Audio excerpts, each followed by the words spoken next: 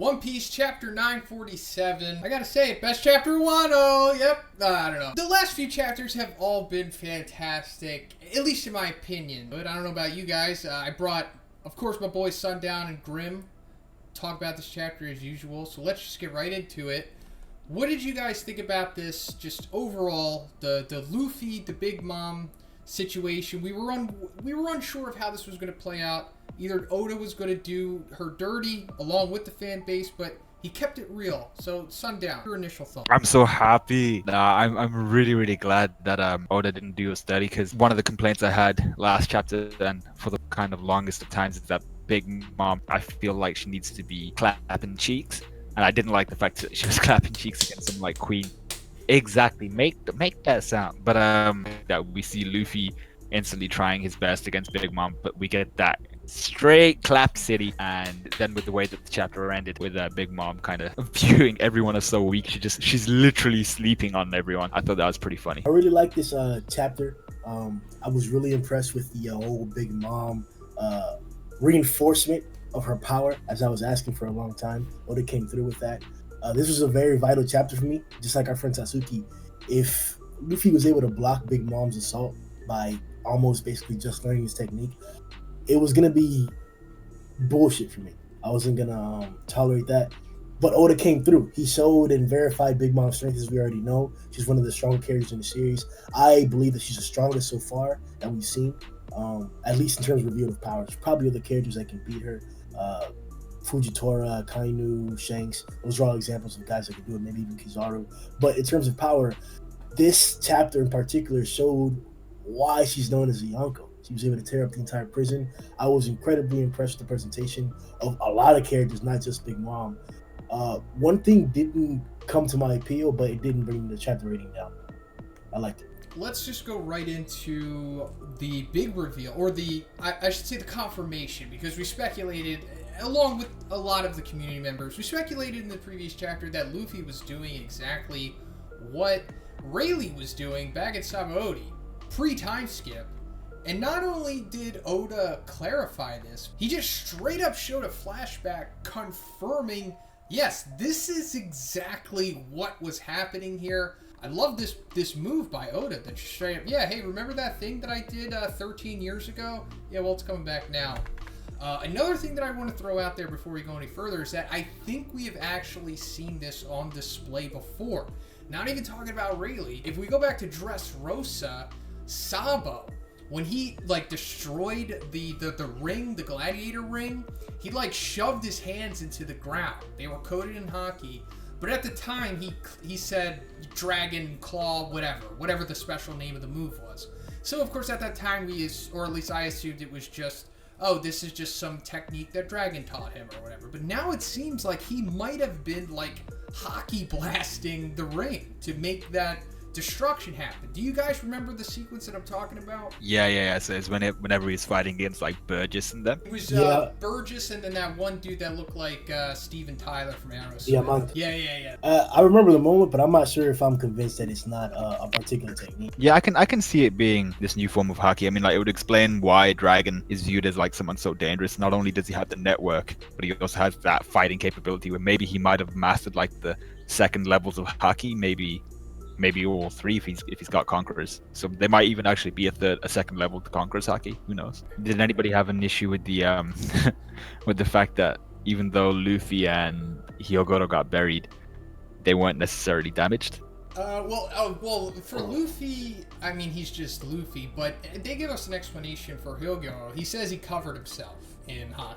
I actually, to what Sundown's question, I would say yes. I had a problem with it.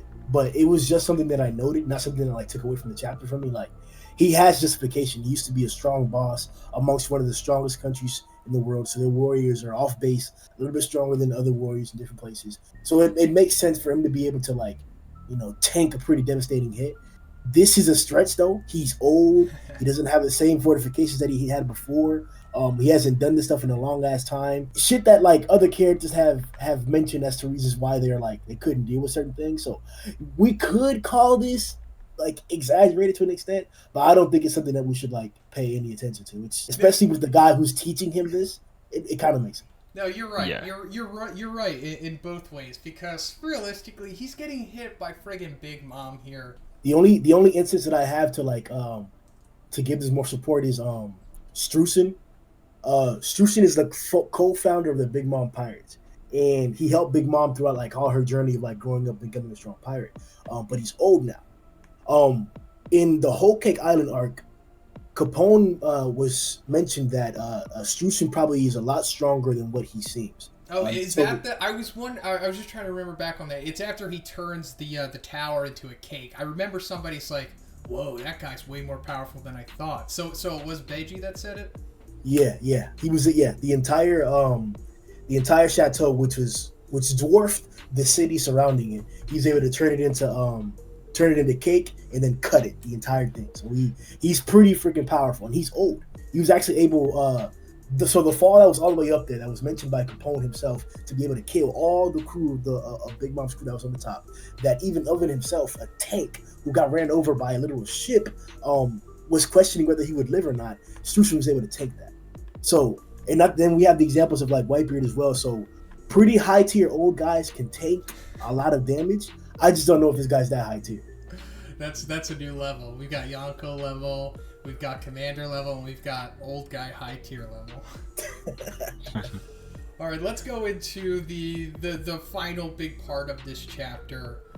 Queen wakes up, goes back into Brachio mode, does the Brachio Bomber, which is just a massive headbutt. He hits Big Mom in the head, and I guess we're led to assume that this is knocking her back out of amnesia. Like, it was that powerful to do that. Clearly doesn't damage her at all. Some people seem to think that this is the reason why Big Mom is going to sleep. I don't think so at all.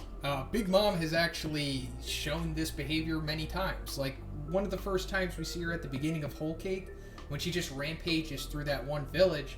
She just decides to take a nap after that. I guess this is like a similar thing to that. Like, I really don't think Queen is really affecting Big Mom's mental health or just health at all here. But Sundown, what did you take? I thought it was pretty good. A little bit disappointed once again with the lack of kind of creativity with Queen's attack. It was literally just I'm a jump down and hit her here. There was a lack of flair and creativity. I wanted to see Okama. I wanted to see Queen do a little bit more. I liked the fact that he used his intelligence. He saw that Big Mom was a tank, so he lured her in. He knew that she was just gonna run around the whole prison.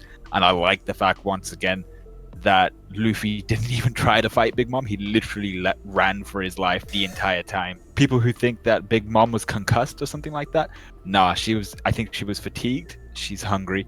And she did drown a few like hours ago, so she's literally just like, yeah, these guys can't do shit to me. I'm a knockout. Yeah, that's a good point. It seems like Big Mom's blood sugar levels really have a lot to do with her and her abilities and whatnot. So I didn't realize that was actually how it occurred, and now I'm looking back at it now, and I think that's exactly the situation that you mentioned, Lenny.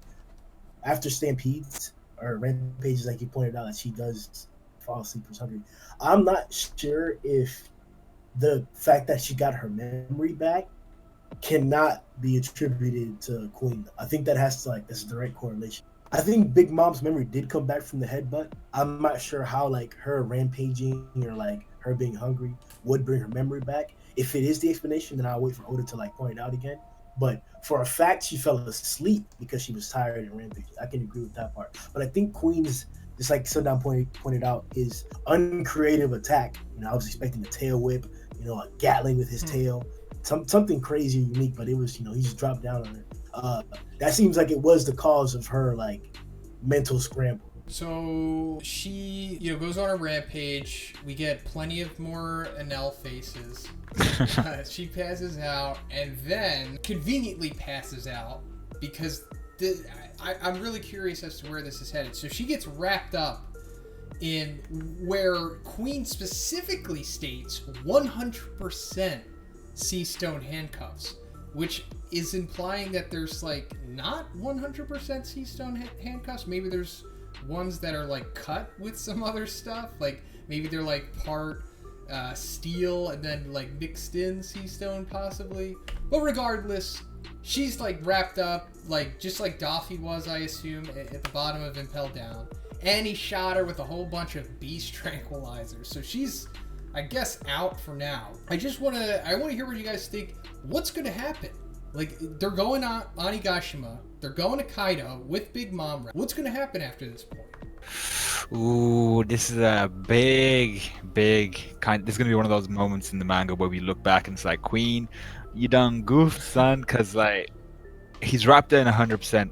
Like you said, that's a bit of a weird statement, but 100% Kairoseki handcuffs, the sea stone handcuffs, and he's injected her ass with like beast tranquilizer. But there's two things here which are in Big Mom's favor and Queen seems to not know very much about. First, just purely through her own insane strength, I think she could probably break out of the Kairoseki chains. Dude, I was kind of thinking that too. So there's that, and also I think, like I mentioned earlier, I think she's kind of starting her hunger phase thing, and one of the key visuals that we get for that is that she loses a lot of weight, so she might just slide straight out of the chains. Oh, dude, that's genius. And if that's like, I feel like that's her like most dangerous form, where she's just completely crazy. She's got flaming hair and shit. People are dying, and she's gonna achieve that form when she's in or on Onigashima, which is gonna be cray because that's where Kaido is. It's like you pointed out, it's crazy. Like just the beginning of it, like Queen technically made a plan to capture a Yonko. There was a lot of coincidence in it as to why it succeeded, but he did it. He has a Yonko. So like, as you pointed out, there could be some crazy ass scheme for her to get out to like the time we see how is gonna work in that same exact manner as Sundown pointed out. Eventually she will have hunger pains, eventually she will start to shrink in size. I just don't know if that'll be enough to slide out of the chains. And that'll be like a really particular way for her to get out. I'm not sure how like happy I'll be with it, but it does make sense. It is a very plausible one. It wouldn't be like out of nowhere. This is definitely another time bomb. We had one in Whole Cake Island. We had one with the whole memory thing, and Oda just made another one here. So she's definitely going to be locked away. I'm not sure if it's for maybe even like 2 or 3 acts from now. I'm not sure how many acts this play realistically is supposed to have, but she's most likely going to be either for a final battle or right before the final battle. That's the next instance I can see Big Mom playing a huge part. A lot of the main cast of the Straw Hats haven't gotten a chance to flourish their situations yet. Zoro, for example, not many other guys, but Luffy in particular, he seems to just be going along. So I'm interested to see how long it's going to take for the Big Mom bomb to go off. This is leading directly into Luffy gaining his second territory. So the reason why it's so volatile is because we can see continuous arcs of Luffy gaining more territory in Wano, similar to how shoguns fight traditionally in Japan back in the Edo period in those days, where shoguns would fight for political and military might amongst the emperor's territory, and then the ruler would rule under him. So this could be a similar concept to where Luffy's continuing to take territories underneath Kaido until he has enough to actually confront him, and eventually at the end of the day take Wano as his. So if Big Mom is sleeping and he just took Udon, I think she's there to stop that fight. Ah, that makes sense. But one more question, and I think you're a great person to ask this. Do you think Big Mom, given the opportunity, could muscle out of Sea Stone? Here's the hard part. So Luffy is made of rubber. There's nothing you can do to, like, if you put Luffy in Sea Stone handcuffs, he can still stretch. Excuse me. If you grab Luffy with haki, you haki of both your hands, and you grab Luffy's arms, he can still stretch. That's going to be the case always. But if you put Sea Stone around a certain individual who creates a power, a certain like Law, for example, he may not be able to conjure that ability. So because her power isn't like Luffy's, her body isn't rubber, we could probably see an aspect to where you can turn off her, her just like we already know, turn off her ability to turn things into homies. But her body may not be as weakened as Luffy's. If you guys remember in the Coliseum, Luffy grabbed the bars while Law and the guys were confronting Doflamingo, and his arm started to droop down. Yeah, he like melted. Yeah. That may not be the exact case for Big Mom. Sure, she may be weakened to a certain extent, but just the amount of power that she has, if it's dwarfed, that may not even be enough for her to not resist out of the chains, but she may not even be dwarfed physically for that to happen. I think when Big Mom gets to gets to Onigashima, one of the big things for me personally will be how Kaido interacts with her.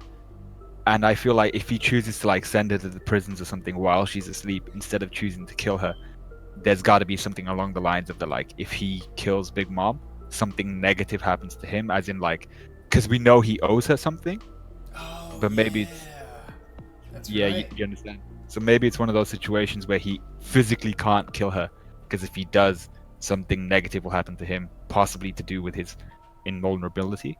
So many possibilities. So much stuff I want to learn about. I want to know if they fucked. I want to know if I want to know if Katakuri is his son, and I want to know more about the Rock's crew. Yeah, but we'll end it there. Too much stuff to talk about. We need like a One Piece podcast. But yeah, if you liked the video, guys, please give it a like. Please check out Sundown's channel. He is back doing reviews. At least I think he is. And of course, check out Grimm's channel. Always uploaded stuff. But aside from that, have a great day. I'll see you guys in the next one.